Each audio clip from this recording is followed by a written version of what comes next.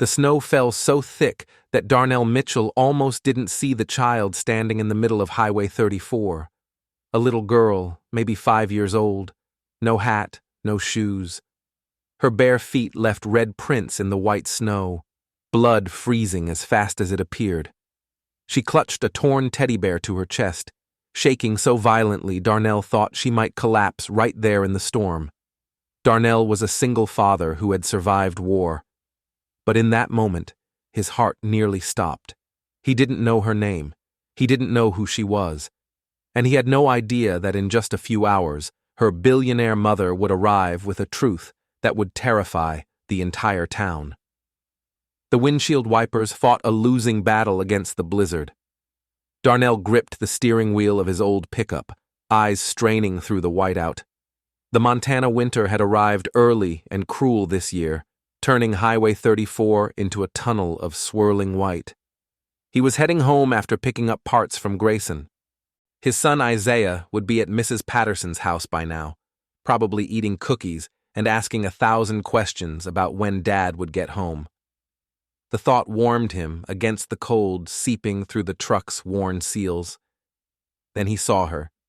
At first, Darnell thought it was a trick of the snow, a shadow, maybe the storm playing games with his vision, but as his headlights cut through the white, the shape solidified, small, human, standing perfectly still in the center of the highway. His foot slammed the brake. The truck fishtailed, tires searching desperately for traction on the ice beneath the snow. He jerked the wheel, heart hammering, and the vehicle came to rest just 15 feet from the child. Darnell sat frozen for 3 heartbeats, hands trembling on the wheel. Then training kicked in. The same instinct that had kept him alive in Kandahar, that had taught him to act first and process later. He threw open the door and jumped out into the storm. The wind hit him like a fist, stealing his breath. Snow invaded his eyes, his mouth, his lungs, but he pushed forward, boots crunching through 6 inches of fresh powder. The girl hadn't moved. She stood there in a thin pink nightgown, no coat, no protection from the elements. Her dark, curly hair was matted with ice. Her brown skin had taken on an ashen tint that made Darnell's stomach clench. The teddy bear she held looked as ravaged as she did, one eye missing, stuffing spilling from a torn seam.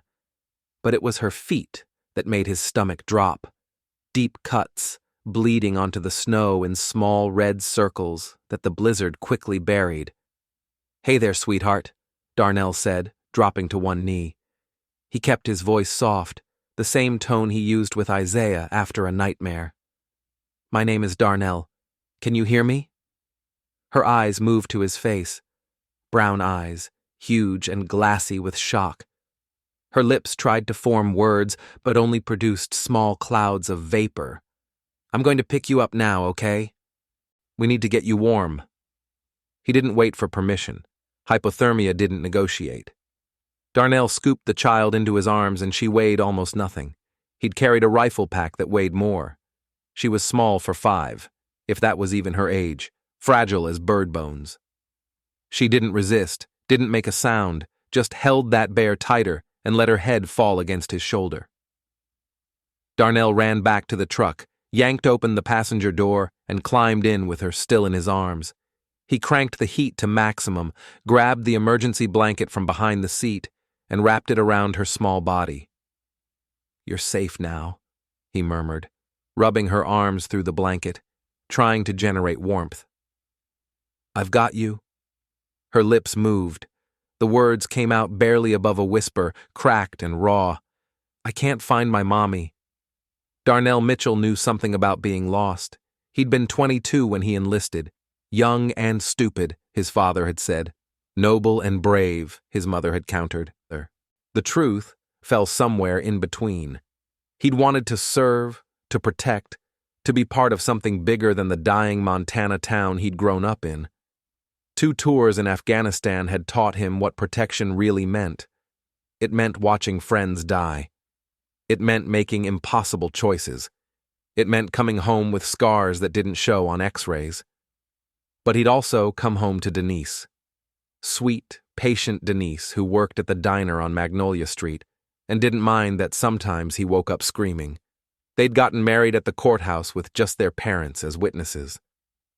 Isaiah was born 10 months later, and for a while, life had been good. Then came the drunk driver on a Tuesday afternoon. Denise had been coming home from grocery shopping. The impact killed her instantly. The police said she didn't suffer. They said it as if that made it better. That was 2 years ago. Isaiah had been 4. Now he was 6, gap-toothed and curious, asking questions about death that Darnell still didn't know how to answer. Darnell had rebuilt his life around being a dad. He worked at Crawford's auto repair, fixing engines and transmissions. The pay was decent enough to keep them fed and housed. His shifts were predictable, which mattered when you had a first grader who needed pickup at 3:15 every day. He'd learned to cook basic meals, learned to do hair, though Isaiah kept his short. Learned to read the same bedtime stories over and over without losing his mind. Learned to be both mother and father, even though he felt like he was failing at both most days. But he'd also learned something more important: how to recognize fear in a child's eyes, how to make a scared kid feel safe when the world had turned hostile. That knowledge kicked in now as he held this shivering stranger in his truck. "My name's Darnell," he said again, keeping his voice low and steady. "What's yours?" She looked at him with those huge brown eyes. "Amara. That's a beautiful name. Amara, I need to look at your feet, okay? I promise I'll be gentle." She nodded, just barely. Darnell carefully unwrapped the blanket from her lower body. Her feet were worse than he'd thought. Deep cuts, probably from rocks or ice. Frostbite starting at the toes. He'd seen frostbite before in the mountains of Afghanistan. This wasn't critical yet, but it would be soon if he didn't act. He grabbed his water bottle and a clean rag from the glove compartment. The water was barely above freezing, but he wet the rag and gently cleaned the worst of the blood and dirt from her feet. Amara whimpered, but didn't pull away. "You're doing great, sweetheart. So brave." "My son Isaiah, he's about your age. He's brave too." "I'm 5, Amara whispered. "Almost 6. Isaiah just turned 6. I bet you two would be friends." He wrapped her feet in the cleanest parts of the blanket, then pulled out his phone. No signal. Of course, the storm must have knocked out the cell tower. "Amara, do you remember how you got here? Where your mommy is?" Her face crumpled. Tears started slow at first, then faster. "Miss Tamara said we had to go. She said bad people were coming. We drove and drove, and then she told me to hide. She said, 'Don't come out.' She said, 'Don't come out no matter what.' Who's Miss Tamara? My nanny." The tears fell harder now. "I waited like she said. I waited so long, but she didn't come back, and I got cold, and I couldn't find the car anymore." Darnell's military training cycled through scenarios: kidnapping, custody dispute, trafficking, each possibility worse than the last. "Okay," he said, pulling her close again. "You did the right thing. You were so smart to keep walking. I'm going to take you somewhere safe now, and we're going to find your mommy. I promise." It was a promise he had no business making. But looking at this child, this terrified little girl who'd been abandoned in a blizzard, Darnell couldn't help himself. He put the truck in gear and headed toward Birchwood, the closest town, toward the sheriff's office, toward whatever came next. The drive to Birchwood took 40 minutes that felt like 4 hours. The storm didn't let up. If anything, it intensified, as if nature itself wanted to keep Amara's secrets buried under snow. Darnell kept talking to keep her conscious. The symptoms of hypothermia were advancing. Her shivering had decreased, which was bad. Her words came slower, slurred at the edges. "Tell me about your mommy," he said. One hand on the wheel, the other keeping Amara steady in her seat. "She's pretty," Amara mumbled. "She works a lot, lots of meetings, but sometimes she reads to me. I like when she does the voices." "What kind of books?" "Princess books and animals." I like the one about the elephant who can't sleep. Normal. She sounded so normal. A 5-year-old girl who liked princess books and had a working mother. Nothing about her suggested the nightmare scenario building in Darnell's mind. Where do you live, Amara? Charlotte. In a tall building. You can see the trees from my window. Charlotte. That was over 2,000 miles from where he'd found her. 2,000 miles of mountains and wilderness. How had a nanny gotten a 5-year-old child that far? And why? Do you remember leaving Charlotte? When did you leave? Amara's eyes were drifting closed. Darnell gently squeezed her shoulder. Hey, sweetheart. Stay with me. When did you leave Charlotte? Dark time, she whispered. Miss Tamara woke me up when it was still dark. She said we had to go right now. She was crying. The pieces assembled themselves in Darnell's mind like a tactical briefing. A nanny fleeing in the middle of the night with her charge, crying, talking about bad people coming, then abandoning the child in the wilderness.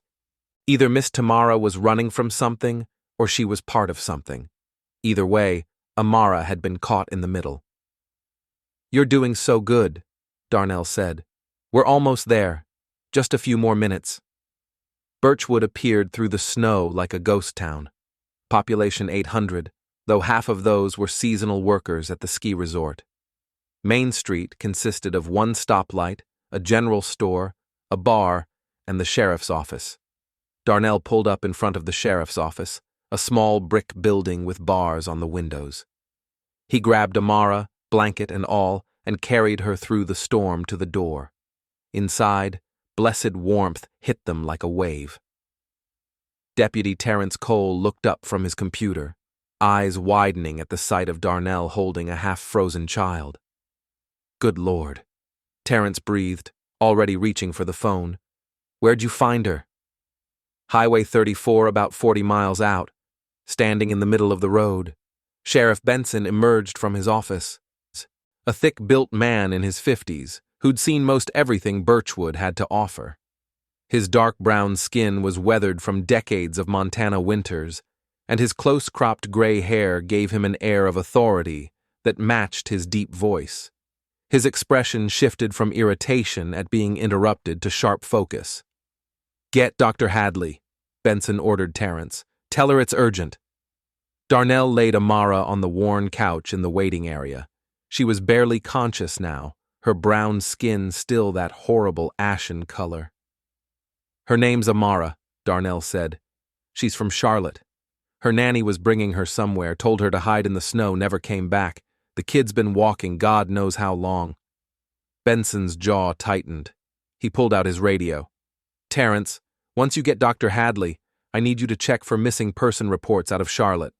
5-year-old girl, brown eyes, dark curly hair. Name Amara, last name unknown. Dr. Hadley arrived within 10 minutes, medical bag in hand. She was a no-nonsense woman who'd served as Birchwood's only doctor for 20 years. Her dark skin was warm against the white of her medical coat, and her silver locks were pulled back in a practical bun. She took one look at Amara and immediately began treatment. Moderate hypothermia, she muttered, wrapping Amara in heated blankets. Frostbite on the toes, dehydration, malnutrition. This child hasn't eaten properly in days. Will she be okay? Darnell asked. Hadley looked up at him. You found her when you did. Another hour, maybe 2, and we'd be having a different conversation. The weight of that settled in Darnell's chest. Another hour. 2 at most. The margin between life and death had been that thin. Terrence returned, his face pale beneath his dark complexion. Sheriff, I found something. Actually, I found a lot of somethings.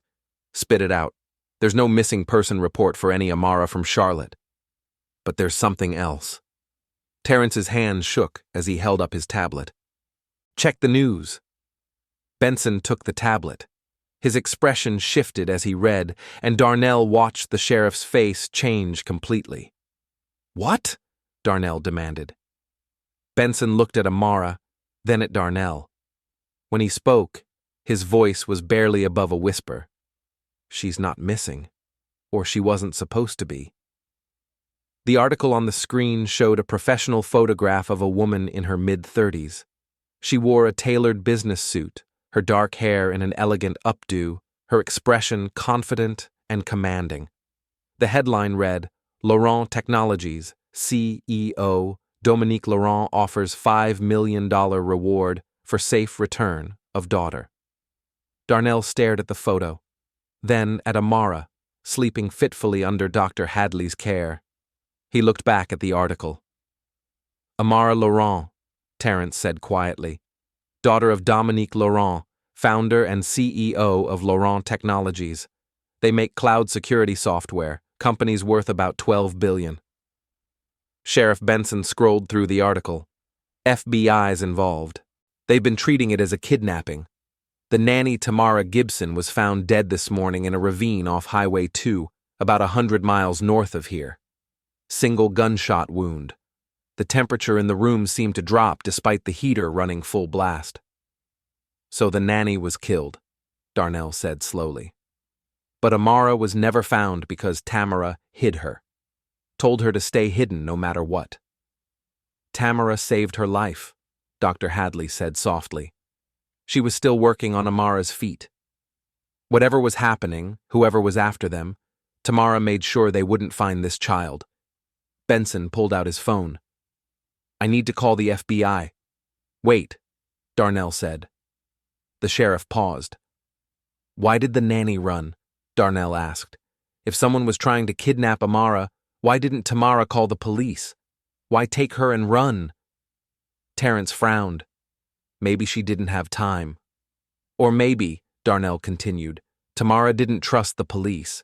Maybe she thought whoever was after Amara had resources, money, connections. Benson's expression hardened. You suggesting we don't report this? I'm suggesting we think before we act. That nanny was murdered. Whoever killed her is still out there. And if they find out Amara survived, they'll come for her. Benson stood silent for a long moment, thinking. Finally, he shook his head. I appreciate your concern, Mitchell, but I've got protocol to follow. The FBI has an active investigation. The mother is offering $5 million. We have to make the call. Fine, Darnell said, but keep her here tonight. Don't move her until we know more. Benson nodded. Dr. Hadley can stay with her. Terence, you're on watch.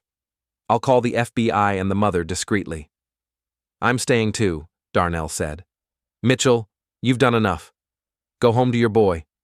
Isaiah is safe at Mrs. Patterson's. He can stay the night. I'm not leaving Amara alone. Sheriff Benson studied him for a moment, then nodded. Your call. Amara woke around midnight. Darnell was dozing in the chair next to the couch when he heard her small gasp. He was on his feet instantly, combat reflexes still sharp even after years. Her eyes were wide with panic, darting around the unfamiliar room.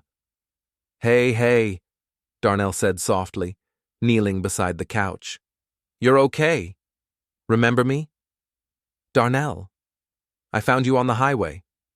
Recognition slowly filtered into her expression. Where's Miss Tamara? The question drove a spike through Darnell's chest. How did you tell a 5-year-old that the woman who'd protected her was dead? Miss Tamara had to go away, he said carefully. But she made sure you were safe first. She loved you very much. Tears welled in Amara's eyes. I want my mommy. I know, sweetheart. We're working on that. Your mommy is looking for you. She's going to be so happy to know you're safe. Promise? I promise. Dr. Hadley appeared with a warm cup of broth. Let's get some food in you, honey. You must be starving. While Amara drank, Darnell called Mrs. Patterson to check on Isaiah. His son was already asleep, she assured him, having had a grand time earlier with milk and cookies. When he hung up, Amara was watching him. You have a little boy? Yeah. His name's Isaiah. He's 6. Does he go to school? 1st grade. He likes math, but hates spelling. A small smile touched Amara's lips. I like drawing. Miss Tamara says I'm good at it. What do you like to draw? Animals and castles. I drew a castle for my mommy's birthday. It had a princess tower. Normal conversation about normal things. It helped push back the darkness of what had happened, if only for a moment. The helicopter arrived at 1:15 in the morning. Darnell heard it before he saw it. The distinctive thump of rotors cutting through the thinning storm. Terrence went outside to guide them to the clearing behind the sheriff's office. "That's not FBI," Benson muttered, watching from the window. "That's private." "The mother?" "Has to be." The aircraft touched down, snow swirling in its downdraft. The door opened and 3 people emerged. 2 men in dark suits, clearly security, and between them a woman. Dominique Laurent looked nothing like her corporate photographs. Her hair hung loose around her shoulders, no longer styled. She wore jeans and a heavy coat, no trace of the polished executive. But it was her face that stopped Darnell cold. She looked shattered, eyes red from crying, her dark brown skin drawn tight with exhaustion and fear. This wasn't a billionaire CEO, this was a mother who thought she'd lost her child. The door burst open and Dominique rushed in. Her eyes swept the room, searching, desperate. Then she saw Amara on the couch. The sound that came from Dominique Laurent wasn't quite a scream and wasn't quite a sob. It was something deeper, more primal, the sound of every fear and prayer and desperate hope finding release all at once. She ran to the couch and dropped to her knees, hands hovering over her daughter, as if afraid Amara might disappear if touched. "Amara," she whispered. "Oh God." "Amara." Amara's small hand moved, fingers reaching out. Dominique caught it, pressed it to her lips, and finally let herself break. Darnell stepped back, giving them space. This moment was sacred. A mother finding her lost child. Dr. Hadley approached quietly. "Miss Laurent, I'm Dr. Hadley. Your daughter is going to be fine. Mild hypothermia, some frostbite, dehydration, but she'll recover fully." Dominique looked up, tears streaming. "Thank you." Then her eyes found Darnell. "You found her?" Darnell nodded. Dominique stood and crossed to him. Before he could react, she pulled him into a fierce hug. She was shaking, her whole body trembling. "Thank you," she said into his shoulder. "Thank you for bringing my baby back to me." When Dominique finally pulled back, she wiped her eyes. "I'm sorry. I just thought I'd lost her." "I know," Darnell said simply. Sheriff Benson stepped forward. "Miss Laurent, I need to ask you a few questions about what happened." Dominique's expression shifted, something hard sliding over the vulnerability. "The FBI is handling the investigation, Sheriff." "Tamara Gibson," Darnell said. Dominique's jaw tightened. "Tamara betrayed my trust. She took my daughter and tried to ransom her." "That's not what Amara said," Darnell countered. "She said Tamara was crying, said bad people were coming. Tamara told her to hide. That's not a kidnapper. That's someone trying to protect a child." The room went very quiet. "You don't know what you're talking about," Dominique said. "Tamara was desperate for money. The FBI found evidence." "Or someone planted it," Darnell said. Dominique studied Darnell with sharp, calculating eyes. The corporate CEO coming back online. "Mr. Mitchell, I appreciate what you did for my daughter. Then help me understand. Because a woman died protecting your daughter. The least she deserves is the truth." For a long moment, Dominique said nothing. Then she turned back to Amara. "The truth," she said quietly, "is that someone tried to take my daughter from me. Tamara was caught in the middle and now she's dead because of it." She looked back at Darnell. "That's all the truth you need to know." Dominique sat on the edge of the couch, holding her daughter's hand. And for the next 20 minutes, the billionaire CEO vanished completely. She was just a mother, stroking her child's hair, whispering things no one else could hear. Amara stirred around 2 in the morning. Her eyes fluttered open, unfocused at first. Then she saw her mother, and her small face crumpled with relief. "Mommy, I'm here, baby. I'm right here." They held each other and cried, and everyone in the room found somewhere else to look. When the tears subsided, Dr. Hadley recommended transferring Amara to a proper hospital. No hospitals, Dominique said immediately. I'm taking her home to Charlotte. I have a private medical team standing by. Dominique's attention turned to Darnell again. Mr. Mitchell, I meant what I said. You saved my daughter's life. That's a debt I can never repay. I was just in the right place at the right time. No. You made a choice. You could have driven past her. Most people would have assumed they were seeing things in the storm. But you stopped. Dominique pulled a card from her pocket. This is my private number. If you ever need anything, you call me. Then Dominique picked up her daughter, and with her security detail flanking them, they walked out into the night. The helicopter engines were already spinning up. Darnell stood in the doorway and watched them go. Watched the helicopter lift off. Watched its lights disappear into the dark sky. Well, Sheriff Benson said behind him. That's that. But it wasn't. Darnell could feel it in his bones. This wasn't over. 3 days later, Darnell was working under a Ford F-150 at Crawford's Auto Repair when his phone rang. Unknown number. Mr. Mitchell, a woman's voice tense and urgent. This is FBI Special Agent Felicia Warren. I need to speak with you about Amara Laurent. Is Amara okay? For now. But we need to talk in person. Can you meet me at the sheriff's office in Birchwood in 1 hour? She hung up before he could ask anything else. Agent Warren was waiting in Sheriff Benson's office. A sharp-eyed black woman in her 40s with the kind of intense focus that came from years of hunting dangerous people. Mr. Mitchell, what I'm about to tell you is part of an active federal investigation. It cannot leave this room. Understood. Tamara Gibson wasn't a kidnapper. She was a whistleblower. The words hung in the air. Warren continued. 4 months ago, Tamara contacted our office with information about Laurent Technologies. She claimed the company was involved in selling cybersecurity exploits to foreign governments, backdoors in their software that could compromise national security. Darnell's blood ran cold. And you verified this? We were in the process. Tamara was gathering evidence, but someone found out. 3 days ago, she called me in a panic, said people were coming, said she had to get Amara out.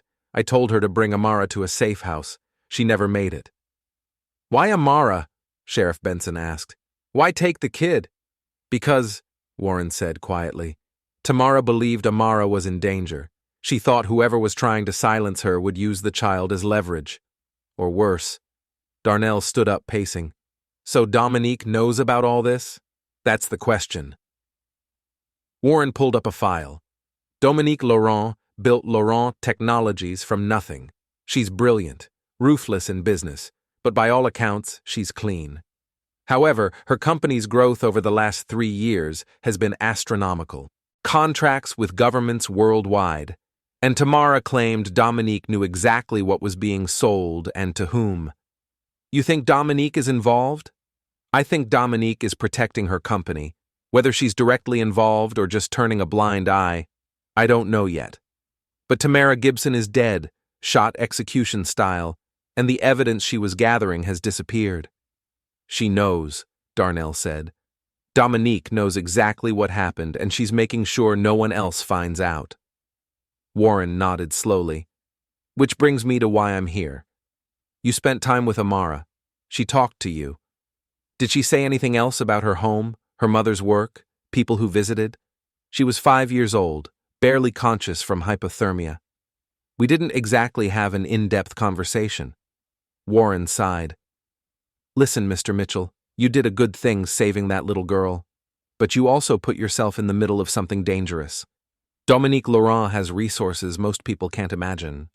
Money, connections, private security that doesn't ask questions. Are you telling me I'm in danger? I'm telling you to be careful. Tamara Gibson tried to do the right thing, and she ended up dead in a ravine. The words settled over Darnell like a physical weight. He thought of Isaiah waiting at home. Isaiah, who'd already lost his mother, who couldn't lose his father too. What do you want from me? Stay vigilant. If anything unusual happens, you call me immediately. She handed him a card. And Amara? What about her? Warren's expression softened. That little girl is caught in the middle of something she can't understand. Her nanny died protecting her. Her mother is either a criminal or a victim. And right now, we can't get close enough to figure out which. So she's just living with someone who might be using her as a pawn? Until we have proof, our hands are tied. Dominique Laurent is a billionaire with an army of lawyers. We can't just take her child away based on the word of a dead whistleblower. 2 weeks passed. Darnell tried to go back to his normal life. Work, Isaiah, routine. But every time he saw the news, he looked for stories about Laurent Technologies. Then, on a Tuesday afternoon, while Darnell was picking Isaiah up from school, a black SUV pulled up beside his truck in the parking lot. The back window rolled down, and Dominique Laurent looked out at him. "Mr. Mitchell, can we talk?" Isaiah was already running toward him. "Dad, guess what we did in science today?" Dominique smiled. "Hello, Isaiah. I'm Dominique. I'm a friend of your dad's." Isaiah, never shy, waved. "Hi, we made volcanoes with baking soda and vinegar. That sounds wonderful." Darnell put a protective hand on Isaiah's shoulder. "What do you want, Dominique?" 5 minutes, please. Isaiah, hop in the truck and wait for me." When they were alone, Darnell asked, "How's Amara?" "Healing. Physically, at least. She has nightmares about the snow. She asks about you. About the man who found her. Tell her I'm fine. And that I think about her, too." Victoria nodded. Then her expression shifted. "Mr. Mitchell, I know the FBI spoke with you. I know what they told you about Tamara and about my company." She reached into her purse and pulled out an envelope. "There's a check in here. $500,000. Use it however you want. Your son's education, a new house, early retirement." Darnell's heart hammered. 500,000. More money than he'd make in 10 years at the repair shop. "And what do you want in return?" "Nothing. Just discretion. You're trying to buy my silence. I'm trying to protect my daughter from becoming a media spectacle." "I don't want your money," Darnell said. "Then what do you want?" "I want Amara to be safe, really safe. Not just from kidnappers, but safe in a world that won't hurt her. Then do something about it. Not with money or lawyers. Do it by being the mother she needs, the one Tamara Gibson thought she was protecting Amara from." The words hung between them. Dominique's jaw tightened. "You're a rare man, Mr. Mitchell. Principled. Foolish, maybe, but principled." She glanced at Isaiah in the truck. "I hope that doesn't cost you. Is that a threat?" "It's a warning from one parent to another. Sometimes protecting our children means making hard choices. I've made mine. I hope you never have to make yours." The SUV pulled away. Isaiah knocked on the truck window. "Dad, can we go get ice cream?" Darnell looked at his son. 6 years old, innocent, safe for now. "Yeah, buddy. Ice cream sounds perfect." 6 months later, spring came to Montana. The snow that had buried Highway 34 that terrible night melted away, revealing the road beneath. Green shoots pushed through the thawed earth. Darnell stood in his driveway watching Isaiah chase butterflies in the yard. His son had grown taller over the winter, lost another tooth, learned to read chapter books. Life continued its steady march forward. The FBI investigation into Laurent Technologies quietly closed. Insufficient evidence. Tamara Gibson's death was ruled a tragic result of a kidnapping attempt gone wrong. Dominique Laurent appeared on the cover of Forbes. In the interview, she spoke briefly about the terror of nearly losing her daughter, about the hero who found Amara in the snow. She didn't mention his name. Darnell was grateful for that. But sometimes late at night, Darnell wondered. He wondered if Tamara Gibson had been right. If Dominique Laurent was everything the nanny feared. If that little girl was safe, or just another pawn in a game he couldn't understand. Then one Saturday morning, a package arrived. No return address. Inside, Darnell found a drawing. It was done in crayon, the kind of art only a child could create. A castle with a princess tower. 2 stick figures standing in front, one tall, one small. In the corner, written in careful, wobbly letters, "Thank you for saving me. Love, Amara." Beneath the drawing was a photograph. Amara at a playground, laughing as she went down a slide, her dark curls flying behind her, her face bright with joy. On the back, in elegant handwriting, "She's healing. Because of you." Darnell pinned the drawing to Isaiah's bedroom wall next to the school artwork and family photos. A reminder, a promise, a hope that somewhere out there, despite everything, a little girl was okay. "Dad," Isaiah called from the yard. "Look, I caught a butterfly." Darnell walked outside into the spring sunshine. Isaiah held cupped hands, peering at the butterfly trapped inside. "Can I keep it? Butterflies need to be free, buddy. If you keep it in your hands, it'll die. But if you let it go, it might come back to visit." Isaiah considered this with the seriousness only a 6-year-old could muster. Then he opened his hands. The butterfly sat for a moment, wings trembling. Then it took flight, spiraling up into the blue Montana sky. Will it really come back? Darnell watched the butterfly disappear. Maybe, maybe not, but at least it's free to try. They stood together in the yard, father and son, as spring bloomed around them. The winter was over. The snow had melted. But Darnell knew some things stayed frozen, buried beneath the surface, waiting. He thought of Amara in Charlotte, living in her tall building. He thought of Tamara Gibson, who'd given everything to protect a child who wasn't her own. He thought of Dominique Laurent and the secrets she carried. And he thought about that night on Highway 34, when the snow fell so thick he almost didn't see a little girl standing in the middle of the road. Some moments change everything. Some choices define who we are. Darnell had chosen to stop, to help, to stay when it would have been easier to drive away. He didn't regret it. "Dad," Isaiah tugged his sleeve. "Can we make pancakes?" Darnell smiled and ruffled his son's hair. "Yeah, buddy." Pancakes sound perfect. They went inside together, leaving the spring morning behind.